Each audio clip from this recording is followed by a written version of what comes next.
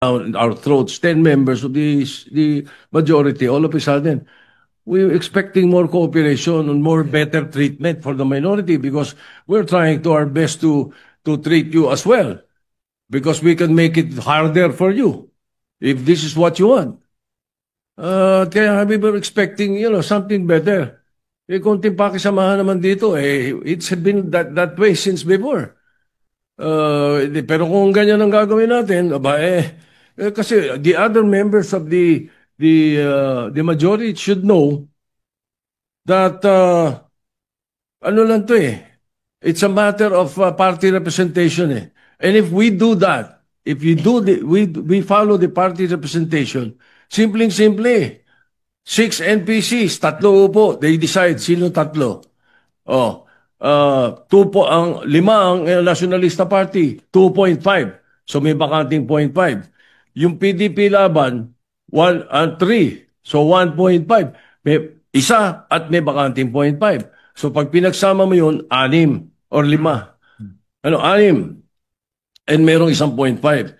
And then there are 10 members who are either single members of the party or are independent. And in that case, 10 of them, 5 of them sits in the CA dapat.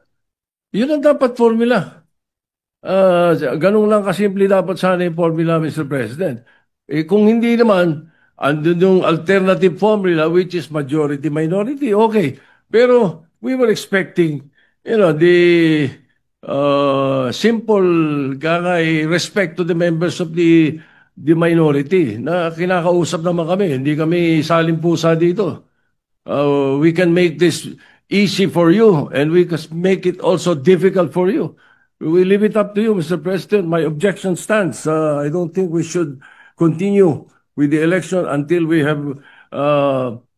have discussed this properly, Mr. President. Mr. President, if I may, Mr. President, thank you, Mr. President. Mr. President, God is my witness.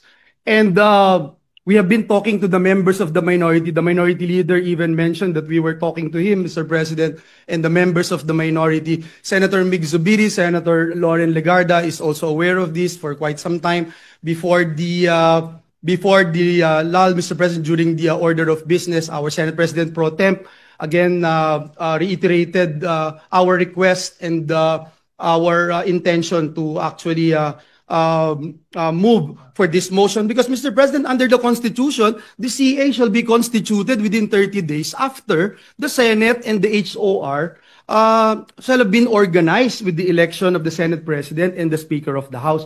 The Senate was organized, Mr. President, July 28. Therefore, Mr. President, the Commission on Appointments must be constituted not later than August 27. And that's next week, Mr. President, and we still have to issue notices, etc. Now, Mr. President, on the statements, and I sincerely respect our former Senate President, Mig Zubiri, Mr. President, let me just point out, Mr. President, no one's robbing of anything because we're doing this on the basis of the Supreme Court decisions, Mr. President. Mr. President, and if I may again, Mr. President, it is submitted, if the tradition, Mr. President, the concern here now, Mr. President, is can tradition on informal agreements between senators be cited in determining how many members from the majority and the minority blocks will be represented in the CA? Mr. President, again, this representation submits that we stick to the established mathematical formula and the use of Supreme Court decisions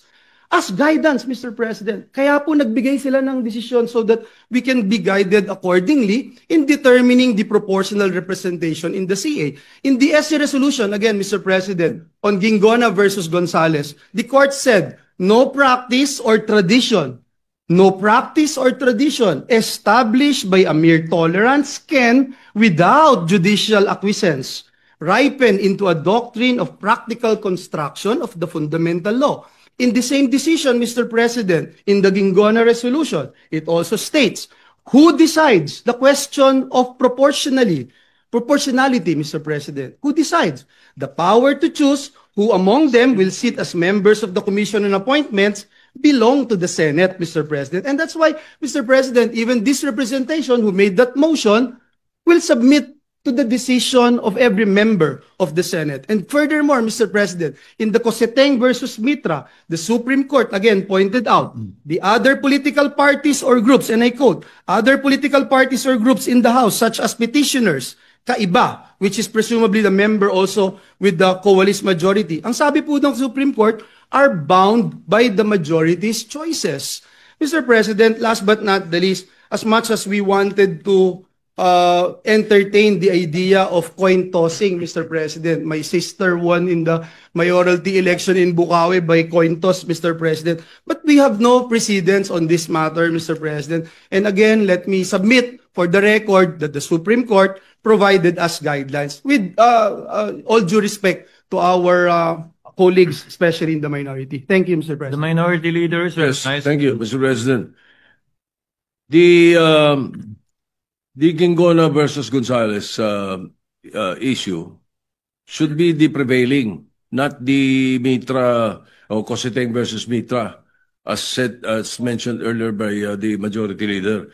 The interpretation of Constitution Article 6, Section 1, Section 18 is very clear.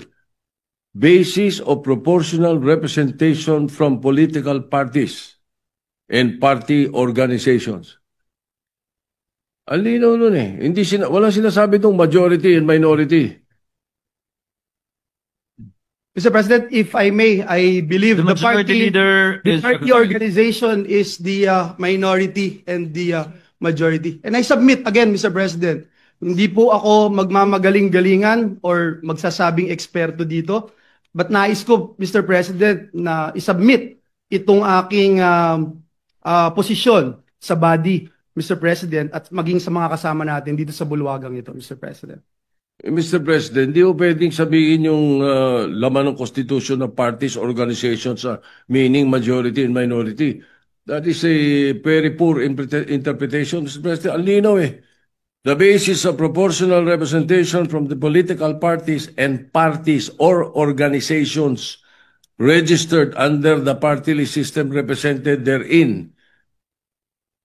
Hindi ko makikita yung majority-minority doon, Mr. President. So I think kung sa mga simple membership ng mga committee, kinukonsulta members ng minority, kinukonsulta bawat member sila, bakit hindi sa napaka-importanting body like the Commission on Appointments? But hindi makakonsulta? The President pro tempore was talking to us about it just a few minutes ago. That's the point, Mr. President. Bakit ganito? But then again, that is my appeal. And if it doesn't work, then let's work. Mr. President, I submit, Mr. President, I think we have been debating on this, Mr. President. Again, that is the position of this representation, and we submit it, Mr. President.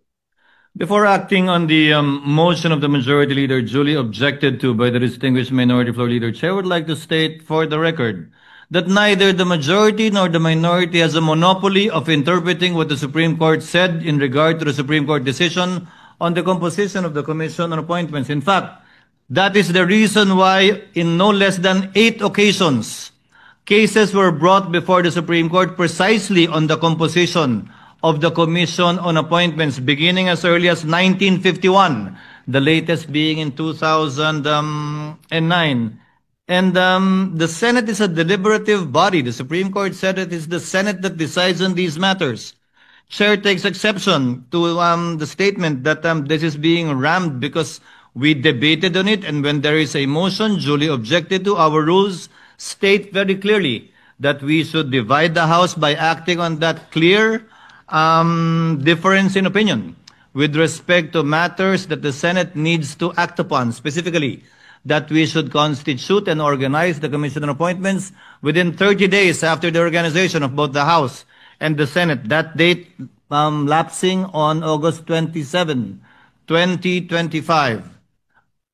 What is the pleasure of Senator Cayetano? Sir President, aside from, with the permission of both the majority leader, minority leader, of course, as a former diplomat, I'd rather na mag-usap, and I think nag-uusap ng the last 2 weeks. Unfortunately, I think hindi umuusad yung point na mag-agree but I was once in the position of the minority leader and he was the majority leader. So I do understand the duty of Senator Soto not only to stand up here, but to make sure that in the CA, there is more representation for the minority.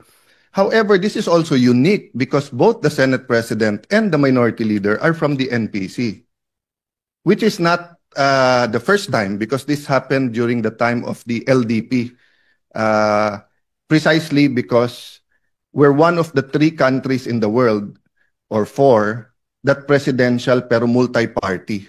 Usually kasi pag presidential, 2 parties lang. So medyo malinaw yung representation. Having said that, my appeal lang is that kung hindi nga